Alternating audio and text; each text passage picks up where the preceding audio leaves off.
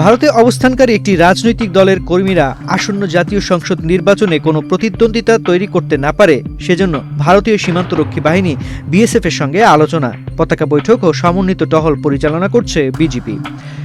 শুক্রবার সকালে গণমাধ্যমের মুখোমুখি হয়ে এমন তথ্য দিয়েছেন রাজশাহী বিজিবির sector commander colonel Syed Kamal Hossain.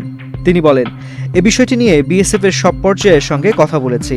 Extreme মশার কয়েল প্ল্যান্ট ফাইবার দিয়ে তৈরি, তাই সহজে ভাঙে না, সুগন্ধিযুক্ত ও নিরবিচ্ছিন্নভাবে জ্বলে। ডেঙ্গু, চিকুনগুনিয়া বাহী সহ যে কোনো মশার বিরুদ্ধে দেয় এক্সট্রিম সুরক্ষা। নির্বাচনকালীন সময়ে সীমান্ত পেরিয়ে দেশে কোনো ধরনের অনাকাঙ্ক্ষিত ঘটনা না ঘটে সে বিষয়ে তারা সচেষ্ট আছে। তারা বিষয়টি গুরুত্বের সঙ্গে দেখবে। আসন্ন ত্রয়োদশ জাতীয় সংসদ নির্বাচন উপলক্ষে ব্রিফিংয়ে তিনি বলেন, আসন্ন জাতীয় সংসদ নির্বাচনে ভোটাররা যেন নিরাপদ, শান্ত ও ভয়মুক্ত পরিবেশে তাদের ভোটাধিকার প্রয়োগ করতে পারেন, এর লক্ষ্য সামনে রেখে বিজিবি অন্যান্য আইনশৃঙ্খলা রক্ষাকারী বাহিনীর সঙ্গে সমন্বয়ের মাধ্যমে দায়িত্ব পালন করছে। একই সঙ্গে জনগণের মধ্যে আস্থা ও সচেতনতা বৃদ্ধির জন্য বিভিন্ন প্রেরণামূলক ও উদ্বুদ্ধকরণমূলক কর্মসূচি পরিচালনা করা হচ্ছে, যাতে অধিক সংখ্যক ভোটার নিশ্চিন্তে ভোট প্রদানে উৎসাহিত বোধ করেন।